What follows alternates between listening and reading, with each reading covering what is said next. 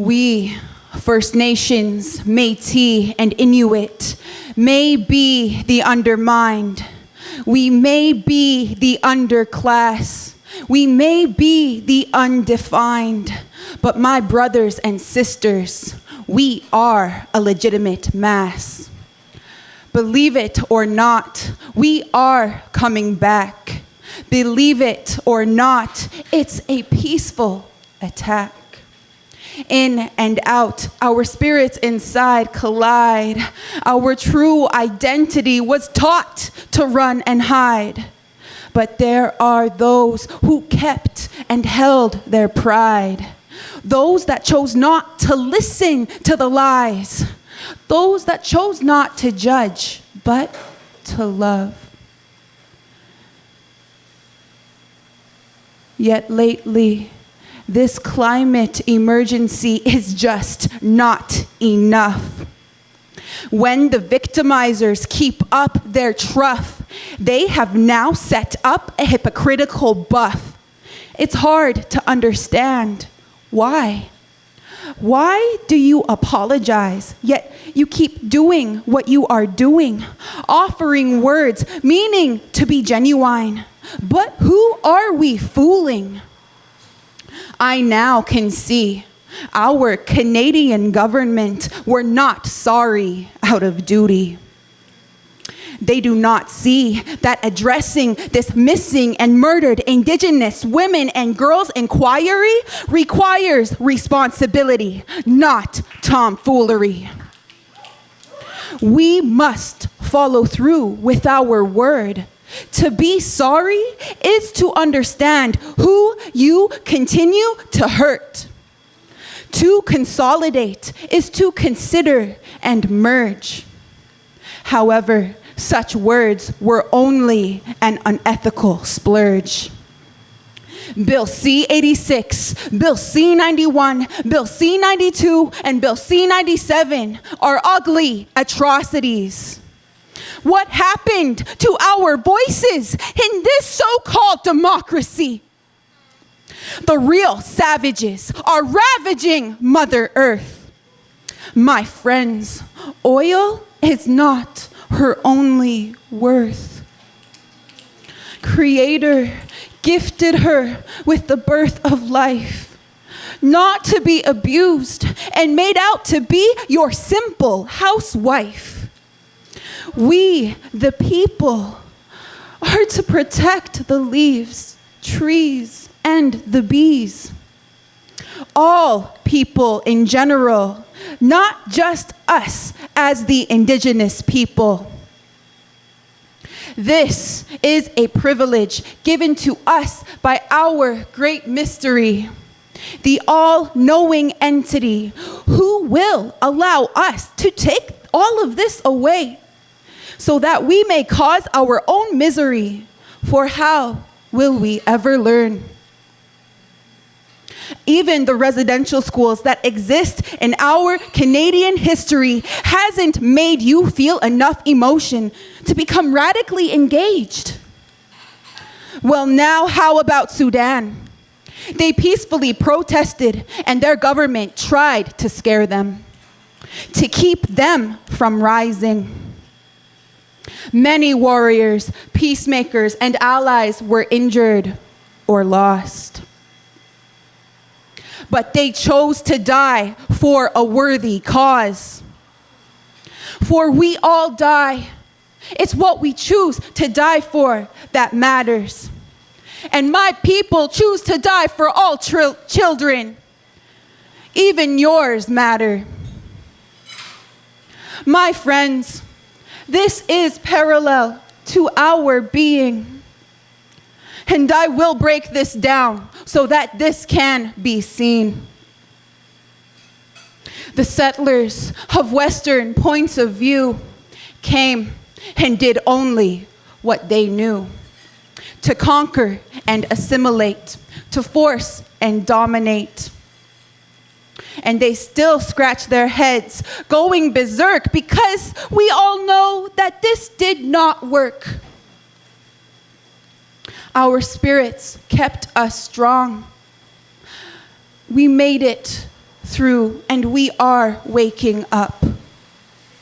Our youth are saying enough is enough. Despite the adversity, we will continue to persevere. We are the many, not the few.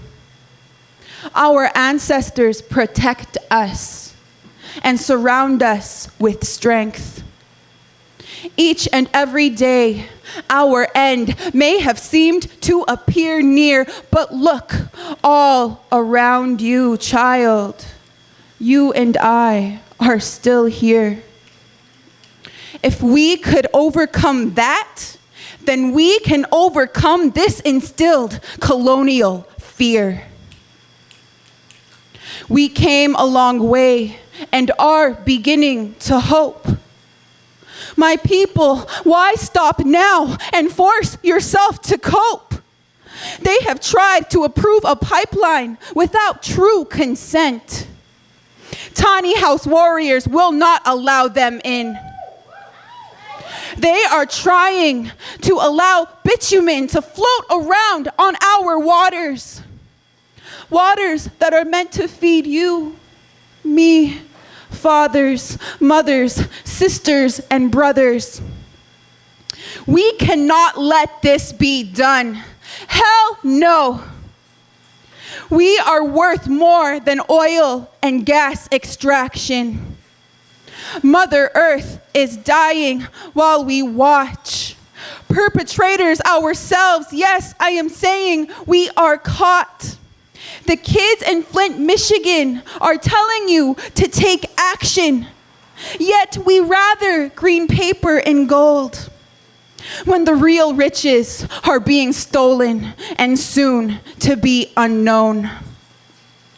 We have all been brainwashed and bought to believe that money can solve all of our rot, when really human beings must come together to solve the now very real problem. This climate emergency cannot be ignored. And no, I am not saying that our beautiful elders and their stories do not aid in healing and revival. And I am certainly not saying that the survivors from slavery, camps of concentration, and the missing and murdered women have been forgotten. On the contrary, they are our true warriors, both the living and the fallen. What I am saying is, we must also heal our beloved Earth Mother. We must restore her and our survival, thus protecting our women from these man camps that encourage toxic behaviors, especially towards our indigenous life givers.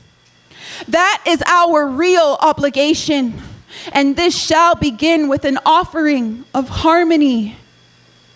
We must offer her souls of peaceful qualities, not souls that embrace the art of judgment, rage, and racism, which is taught to you as a child.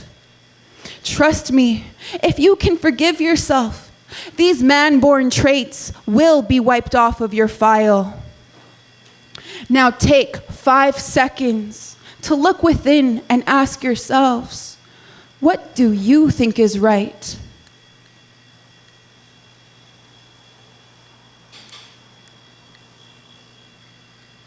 Now tell me, did asking yourselves this question make your stomach tight? Often, and this is true, the right thing is the hardest to do. But if we all come and work together in equal party, the red, the white, the yellow, and the black, we will foretell the true meaning in our medicine wheel. God, Creator, Quise Manito, has subliminally many times made this known. How much more understanding do we need? Why is our peace, our equality so hard to believe? When our medicine wheel easily says, my children, this can be achieved. It is us who must help reteach our brothers here and across the sea's surface that living in harmony with all of creation is and will always be our sole purpose. Winakuma.